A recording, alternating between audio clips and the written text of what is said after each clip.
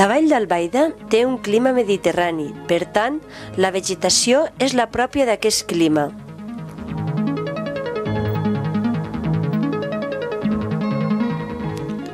Vegetació de muntanya. Degut a les sequeres i els incendis, la vegetació de muntanya està degradant-se. Amb la nostra ajuda, repoblant, podem ajudar-la. Entre els arbres més freqüents a les nostres muntanyes veiem les carrasques i sobretot els pins. Podem plantar pinets o carrasques, que són els arbres que millor s'adapten a aquest clima.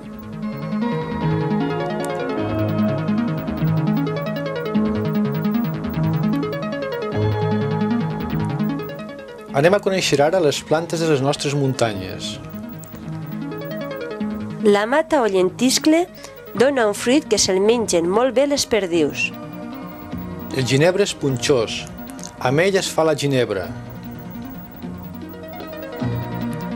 L'argelaga és espinosa i és molt abundant a les nostres muntanyes. L'estepa té un nèctar molt estimat per les abelles.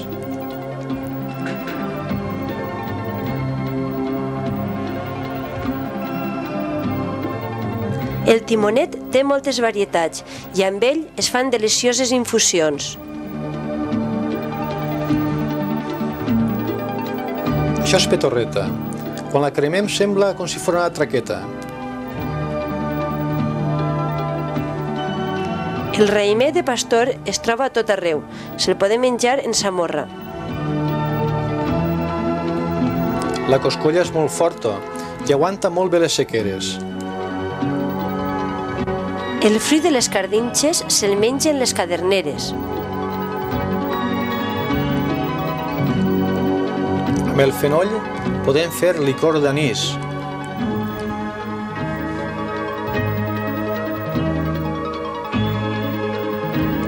La carrasca és un arbre molt resistent al foc. La seva fusta és dura i resistent. En canvi, el pi té molta resina i s'encén molt fàcilment.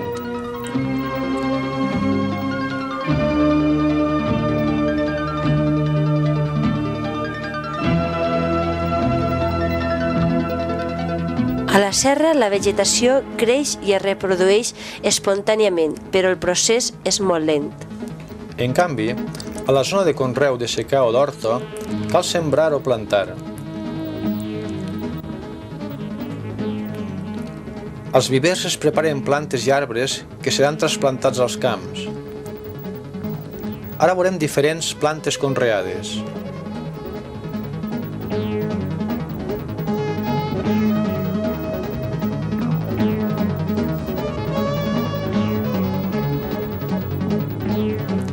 Aquestes oliveretes s'han fet a partir d'un esqueix. Molts arbres fruiters es fan sembrant un pinyol i després empeltant-los.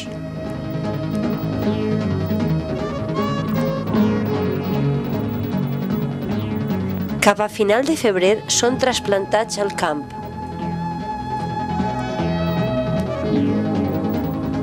Aquest cirueler té 15 anys. La bresquillera és de vida curta, dura uns 30 anys. La pomera suporta molt bé el fred. El cirerer fa la fruita primerenca i necessita prou altura per a créixer.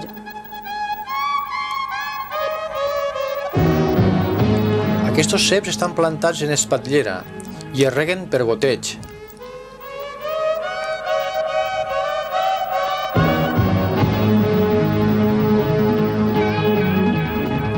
L'olivera és un dels arbres que primer es van conrear a la vall d'Albaida.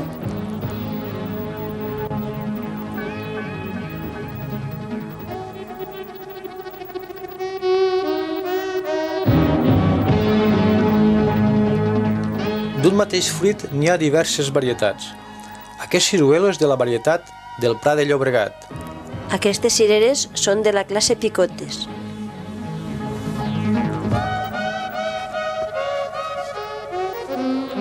A l'horta, a més d'arbres fruiters, ens conreen hortalisses. carxoferes, cebes, alls tendres. El blat i l'olivera eren dos conreus imprescindibles a l'antiguitat. Del blat i de l'oliva es treien dos aliments bàsics, l'oli i la farina. A més de les zones conreades, les terres ermes i les serres, hi ha unes zones humides al voltant de barrancs i rius. Anomenem ara unes quantes plantes de zona humida. L'esbarzer fa mores a l'estiu.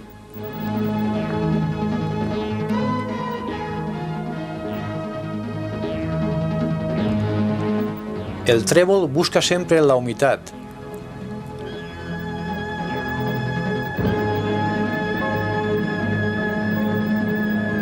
L'herba de les oronelles.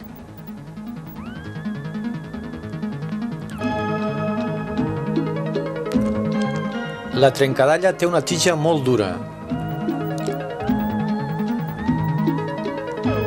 Els juncs s'utilitzaven abans per a fer cistelles.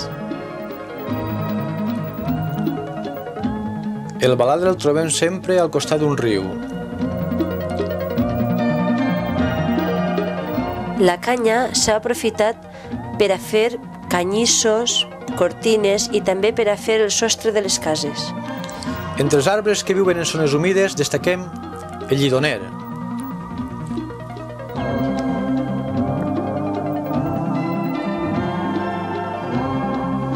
I el xop de creixement molt ràpid.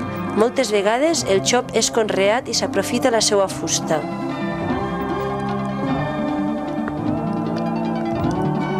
Aigua, terra, sol, vida. No podem, però, oblidar els fongs, i el més popular entre nosaltres, l'escalata-sangs o pebràs, com diuen a l'oest de la comarca. Us animeu a fer un herbari?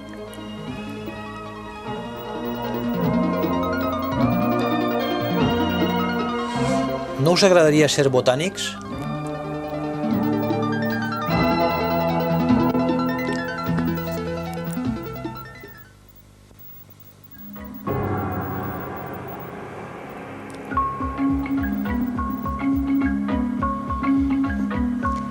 Els animals de la vall d'Albaida també pertanyen a l'hàbitat del clima mediterrani.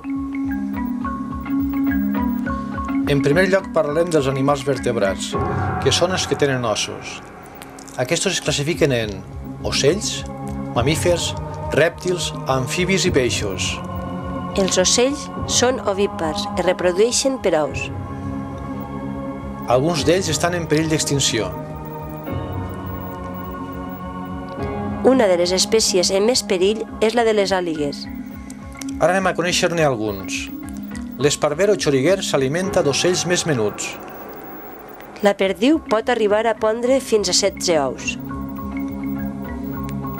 La polla d'aigua busca sempre terrenys molt humits. El tudó o colom torcàs és el colom que viu salvatge als nostres boscos. La tórtora té delicats colors i formes. El cucut se n'aprofita dels nius dels altres. També a les nostres contrades trobem aus nocturnes. L'òliba. El gran duc és el rei de les aus nocturnes. Als nostres boscos trobem una gran varietat de mussols. Ara més ocells. La verellerol, de plomatge molt exòtic. L'oronella passa l'estiu ací i l'hivern a l'hemisferi sud. El pit-roig és un dels ocellets més lleugers de la nostra fauna d'ocells. Ací veiem diversos tipus de tords i merles. El corb neteja les serres de les despulles dels animals morts. El pinsà, d'harmoniós cant. El gafarró, molt freqüent a les nostres contrades. Una cadernera. Les més cantaores són les de terrateig. Són menuts, mengen insectes, però els incendis i els insecticides els posen en perill d'extinció. Seria una llàstima que desaparegueren. Encara que més grans que els ocellets, També les àguiles estan en perill d'extinció.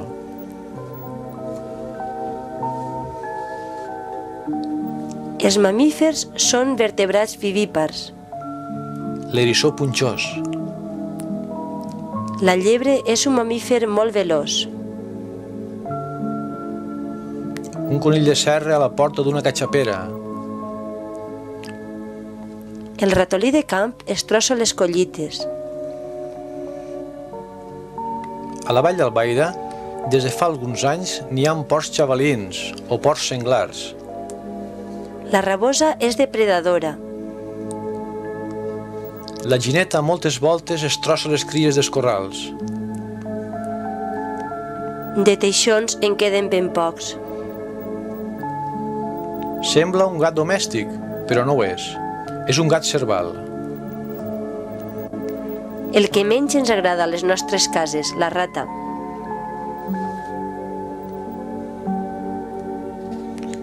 Alguns d'ells estan en fase d'expansió, com el porc senglar.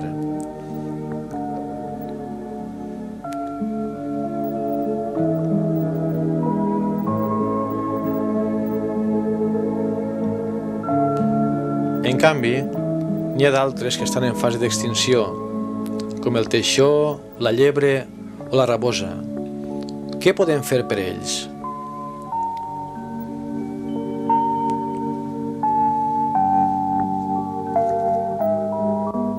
Els rèptils són animals vertebrats ovípars de sang freda, s'arrosseguin, muden de pell i hivernen, com el salvatge o la serp.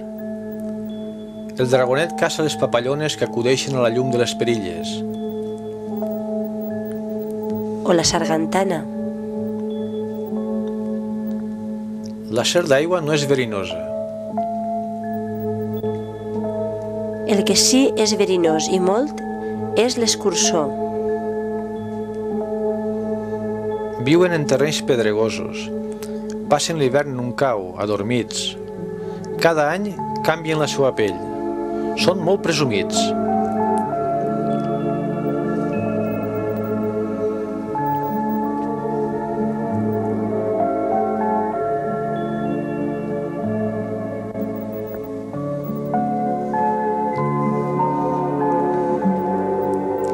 Els amfibis viuen a l'aigua i tenen una respiració cutània. Es reprodueixen per ous. Són animals ovípars. El gripau, sempre trist, és amfibi. Aquest cullerot o capgros es convertirà en una granota. Està fent la metamorfosi. Els peixos de sang freda també són ovípars i respiren per brànquies. L'anguila viu als rius i posa els ous en el mar. El barb és el peix més abundós als nostres rius. De carpes en queden poques.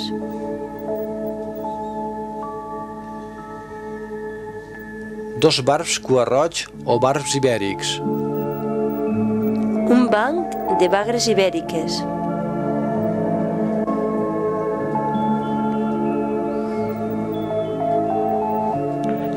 Fa 20 o 25 anys, els rius estaven nets i hi havia més peixos que ara.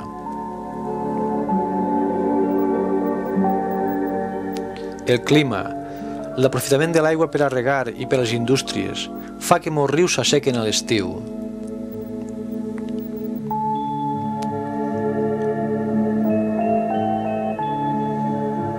El paper de les depuradores serà molt important per recuperar la fauna dels rius. Els animals invertebrats són els que no tenen ossos. Es classifiquen en insectes, aràcnids, crustacis, miriàpodes i mol·luscs. Els insectes són invertebrats artròpodes que tenen ben diferenciades les parts del cos: cap, tòrax i abdomen. Els caràbids tenen hàbits depredadors i viuen en terrenys pedregosos.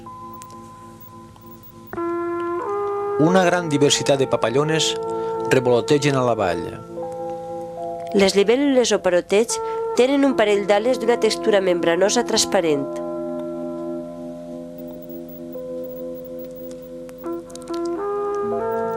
A Així tenim una Phaneroptera falcata. D'aquesta classe d'insectes, els clecòpters, n'existeixen 15 famílies diferents. Aquesta espècie de tisoreta viu en túnels i forma famílies de més de 100 individus. El llagostí pot efectuar llargues migracions. Els pregadeus o revoltejacampanes fan mimetisme. Però altres són més xicotets i piquen més, i a més són paràsits. Com els llagostins, els polls són com plagues.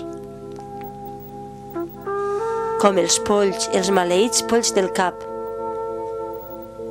La mosca blanca és una de les plagues més difícils de combatre als tarongers. O les colònies de pulgons que tant de mal fan a l'agricultura.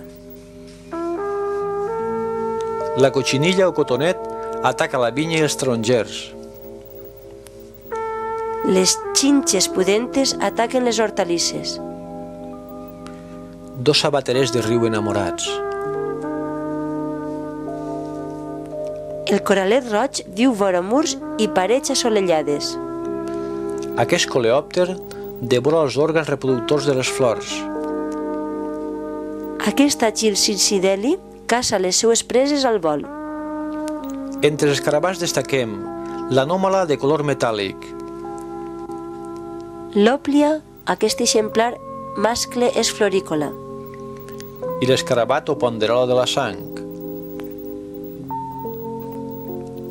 Un formiguer amb larves. Aquesta obrera s'alimenta de nèctar de flor i també de les secrecions dels pulgons. Un eixam de vespes.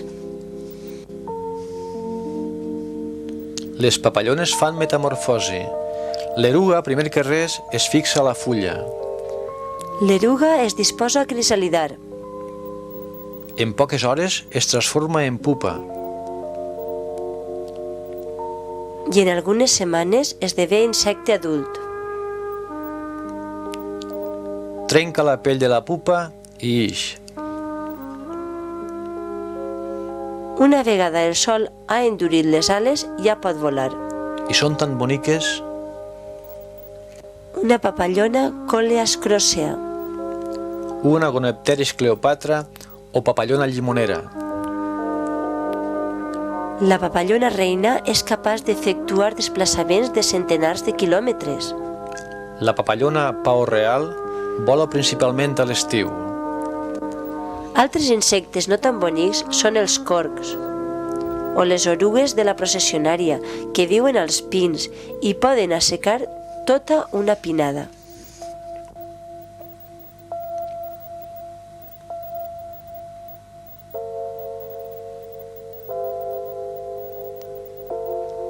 Alguns insectes tenen l'habilitat d'adoptar el color i la forma de les plantes que habiten.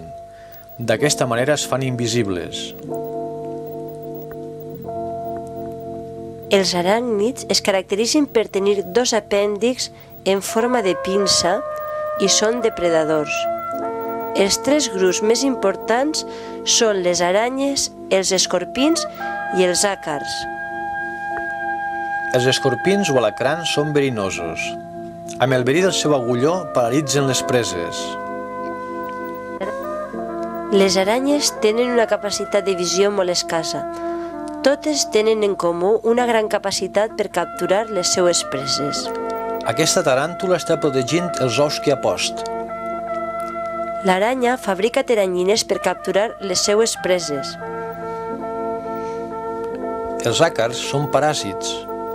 Parasiten animals i a vegades vegetals. Constitueixen un grup de prop de 3.000 espècies. Les caparres s'incrusten sobre els mamífers i els hi xuclen la sang. La més coneguda és la caparra del gos.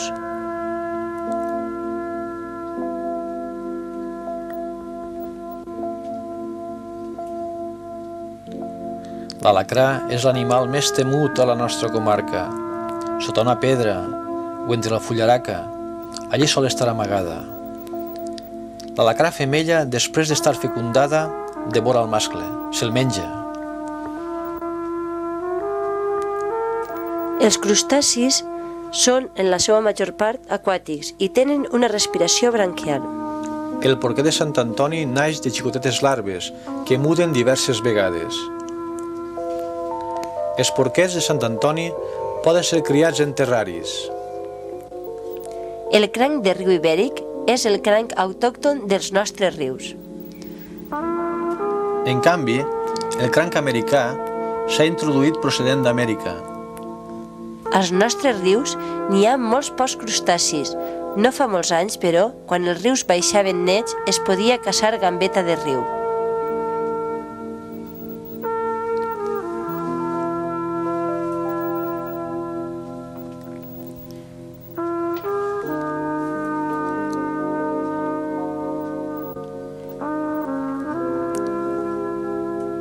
Els miriàpodes tenen el cos format per un elevat número de segments. Cada segment té dues potes. Se'n coneixen 12.000 espècies arreu del món.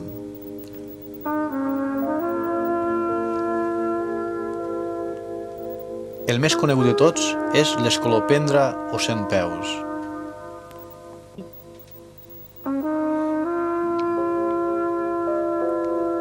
L'escotitxera és el miriàpode més evolucionat. El seu tronc consta de 15 segments pedífers.